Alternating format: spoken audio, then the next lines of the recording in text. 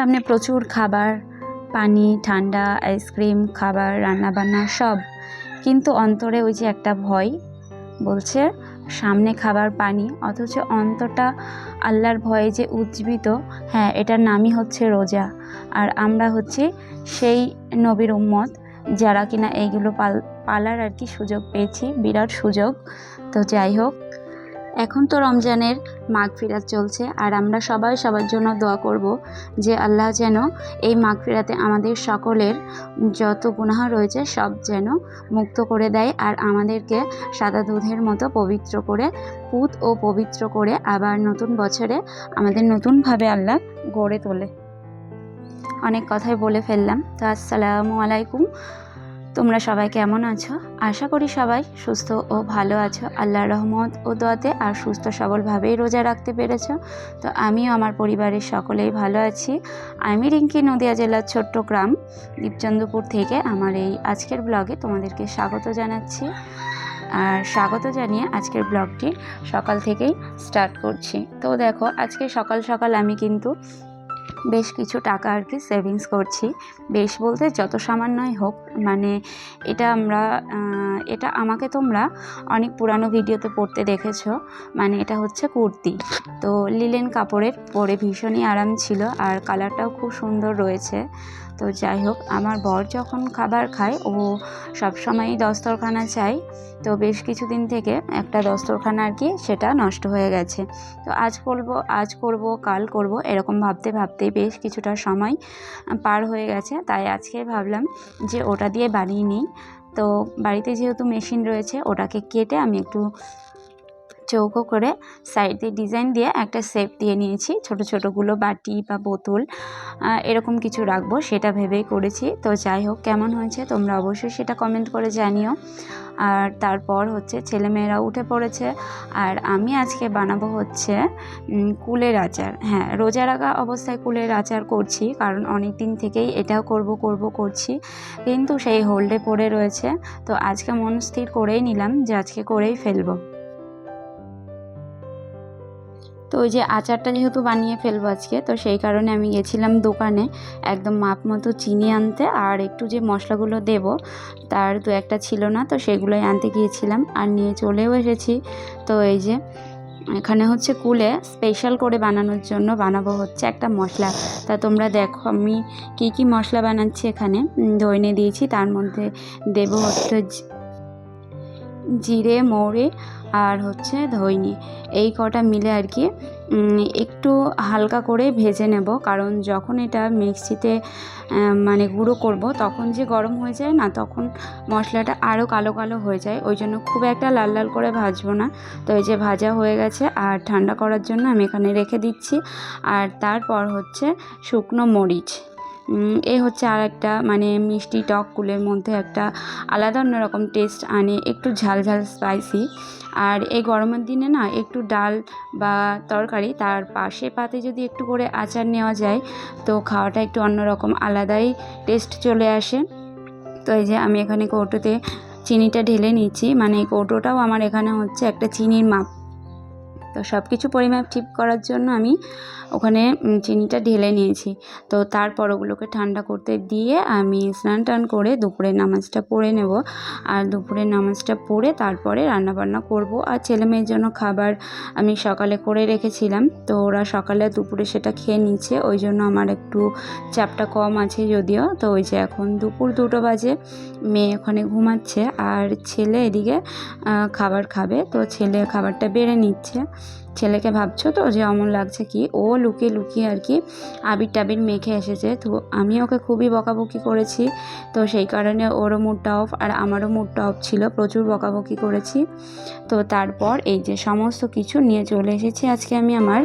তো ওই যে কুলের আচারটা হবে, আর আমি একটু ভারী কিছু করলে না গ্যাসের থেকে আমার মনে হয় যে উনানেই ভালো হয়, ওই কারণে আমি এখানে নিয়ে আসি। তো বেশ কিছুদিন থেকে রান্নাবান্না এখানে করাই হচ্ছে না, তো নিয়ে চলে এসেছি এখানে, সমস্ত কিছু আমি নিয়ে চলে এসেছি। আর ওইদিকে হচ্ছে মাছের তরকারি, আর হবে হচ্ছে মিষ্টি কুমড়ো, আর কিছু তরকারি রয়ে গেছে। যাই অল্প অল্প তরকারি করছি, কিন্তু রোজা করে না একদম খাওয়াই যায় না, আমি তো একদমই খেতে পারি না, তো সেইগুলো থেকে যাচ্ছে আর কি। তো যাই হোক, এখানে দিয়ে দিয়েছি আমি ওই 150 গ্রামের মতো আর কি তেল, আর হচ্ছে তারপর পেঁয়াজ দিয়েছি। আর এদিকে কিন্তু আমি অনবরত আমার শাশুড়ি মাকে জিজ্ঞাসা করছি, যদিও আমি জানি, কিন্তু এর আগে আমার একটা ব্যাড এক্সপিরিয়েন্স আছে। মানে আমি কুলের আচার করেছিলাম কিন্তু তিতো হয়ে গেছিলো, কেন সেটা আমি বুঝতে পারিনি। ওই কারণে আমি করছি আর ওনাকে জিজ্ঞাসা করছি। তো উনি বলছিল, তো এই যে চিনি নুন দিয়ে দিয়েছি, আর তেলের মধ্যে তেজপাতা আর হচ্ছে পেঁয়াজ আর রসুন আর কি থেতো করে দিয়ে দিয়েছি একটু স্মেলের জন্য। তাই যে চিনি যখন গলে যাবে তখন কিন্তু আমি ওই ভিজিয়ে রাখা কুলগুলো দিয়েছি। তো যারা গোটা গোটা খেতে চাও তারা এইভাবেই দেবে, আর যারা একটু আর কি মাখা মাখা কুলের আচার খেতে পছন্দ করো তারা চাইলে এই মানে তেল মশলার উপর দেওয়ার আগে একটু চটকে নিতে পারো। আর আমি দুই রকমই মিক্সড, মানে একটু গোটাও রাখবো, একটু আর কি ঘ্যাট মতো করবো। ওই কারণে আমি কি এখানে ওটাকে রেডি করার সময় আর কি খুন্তি দিয়ে কিছু চেপে চেপে যতটুকু হবে ওইটুকুই করে নিচ্ছি।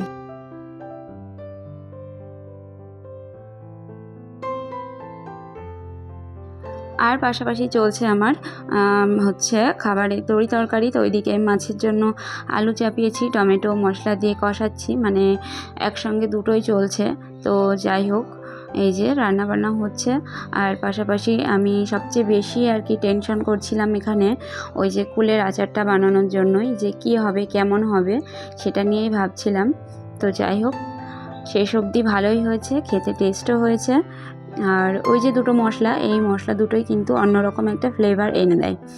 তো এটা হচ্ছে গ্রাম্য স্টাইলের একদম কুলের আচার বানানো। আর তোমরা কে কীভাবে বানাও বা আর কিছু ইনগ্রেডিয়েন্টস এতে ব্যবহার করো কি না সেটা কিন্তু আমাকে তোমরা কমেন্ট করে চাইলেই জানাতে পারো। আমি অবশ্যই সেগুলো ট্রাই করে দেখব, যেটা ভালো হবে সেটাই খাওয়ার চেষ্টা করব, কারণ শেখার তো কোনো বয়স হয় না আর শেষও হয় না। তো ওই যে এখানে আমি প্রথমে মানে ওই যে বললাম খুন্তি দিয়ে আমি চেপে চেপে দিয়েছি, আর দেখো কি সুন্দর একটা আচারের ফ্লেভারও বার হচ্ছে আর কালারটাও চলে এসেছে। তো আমি ওখানে প্রথমে দিয়ে নিলাম হচ্ছে চিলি ফ্লেক্স, ওই যে আর কি মরিচগুলো আমি ভেজে রেখেছিলাম সেগুলোকে মিক্স করে নিয়ে সেটা দিয়ে দিয়েছি এখানে। আর তারপর যে মশলাটা আমি বানিয়ে নিলাম সেই মশলাটা অ্যাড করে দেব, আর তারপর একটু নাড়িয়ে নিয়ে আর কি নামিয়ে নেব। কিন্তু ওই যে রোজা আছি, কিন্তু টেস্ট তো করতে পারছি না, শুধু নাকেই ঘ্রাণটা নিচ্ছি। আর ভীষণ টেনশন করছিলাম যে কি হবে এরকম একটা। তো আমি দেখো পাশাপাশি ওখানে আমি কিন্তু ভিনিগার নিয়ে এসেছি, কিন্তু ভিনিগারটা কখন দেবো আর কি হবে ওই টেনশনের মধ্যে আমি দিতেই ভুলে গেছি। তো এখনও অবধি যারা তাদের মূল্যবান সময় নষ্ট করে আমার ভিডিওটার সঙ্গে রয়েছে, আশা করব তারা আমার ভিডিওতে একটি লাইক দেবে। আর যদি খুব বেশি ভালো লেগে থাকে তাহলে চাইলেই আমার চ্যানেলটিকে সাবস্ক্রাইব করে পাশে থাকা বেল আইকনটিকে ক্লিক করে দেবে, কারণ আমি ভিডিও ছাড়ার সাথে সাথেই তোমরা তাহলে নোটিফিকেশান পেয়ে যাবে। তো গত দিনের ভিডিওতে আমার অনেক আপুরাই অনেকেই আমাকে ভীষণ সাপোর্ট করেছে, অনেক ভালোবাসা দিয়েছে। আমার মতো একটা ছোট্ট ইউটিউবারের কাছে এটা অনেক অনেক পাওয়া। আর এটা যে কি সেটা আমার মতো যারা ছোট ইউটিউবার তারা অবশ্যই বুঝতে পারবে বা তারা ফিল করতে পারবে। তো যাই হোক, তোমাদের সঙ্গে কথা বলতে বলতে আমি কিন্তু আমার আচারটা ওখানে পুরো ঠান্ডা করার জন্য আমার ওই পাত্রে আমি ঢেলে নিয়েছি, আর দেখতে ঠিক অতটাই সুন্দর হয়েছে। আর এই যে পাশাপাশি মাছ রান্না বসিয়েছিলাম, তো মাছটাও হয়ে গেছে। আর হচ্ছে এখানে কিন্তু কই মাছটা আমি বাছিনি, কারণ আমার ভীষণ ভয় লাগে এই মাছ, লাঠা মাছ এগুলো আমি যদি নিই তো আমার শাশুড়ি মায়ের সঙ্গেই আমি বেছে নিই। তো এই যে এবার বসিয়ে দিয়েছি পাশাপাশি কুমড়ো, আর পাশে যেহেতু ওটা ফাঁকা যাচ্ছিল তো ওই যে ফ্রোজেন করা ছোলা ছিল, অল্পই ছিল একজনের মতো, তো সেটাও আমি পাশাপাশি বসিয়ে নিয়েছি। কারণ তোমরা এখানে দেখেই বুঝতে পারছো যখন আমি রান্নাবান্না বসিয়েছিলাম তখন কিন্তু পুরো রোদ ছিল আমার এই উনানটায়, আর এখন পুরো ছায়া হয়ে গেছে আর মেঘ মেঘ আবহাওয়া চলে এসেছে। তো যাই হোক, বিকেলও হয়ে গেছে। তো এর মধ্যে দিয়ে আমি রান্না বান্না আর ইফতারের কিছু জোগাড় করে নিয়েছি। এখানে টমেটো শসা যেটা আমার রোজকার কমন, তো সেটাও আমি কেটে নিয়েছি, অনেকটা কাজ আগিয়ে নিয়ে এইবার এখানটা আমি পরিষ্কার করে নিয়ে তারপর একটু ফ্রেশ ট্রেশ হয়ে আবার বিকেলে নামাজ পড়ে চলে আসবো একবারে ইফতারে।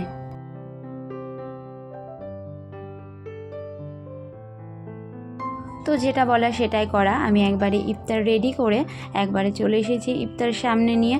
আর ওই যে আজকে মুড়ির সঙ্গে খাবো ছোলা, চানাচুর আর হচ্ছে টমেটো আর হচ্ছে শসা, এই দিয়ে মাখবো। আমার ইফতারির মধ্যে সব থেকে এই ইফতারিটাই আর কি সবচেয়ে বেশি ভালো লাগে।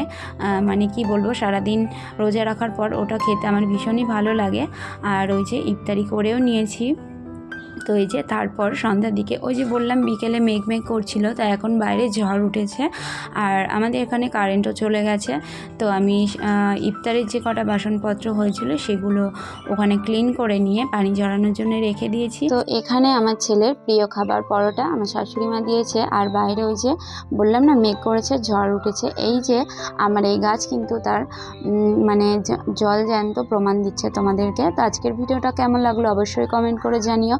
আর তোমরা সবাই সুস্থ থেকো আর আমার পরিবারের জন্য সুস্থতা কামনা করে দোয়া চেয়ে তোমাদের কাছ থেকে আজকের মতো বিদায় নিচ্ছি। তো সবাই সুস্থ ও ভালো থেকো। আল্লাহ হাফিজ। আসসালামু আলাইকুম।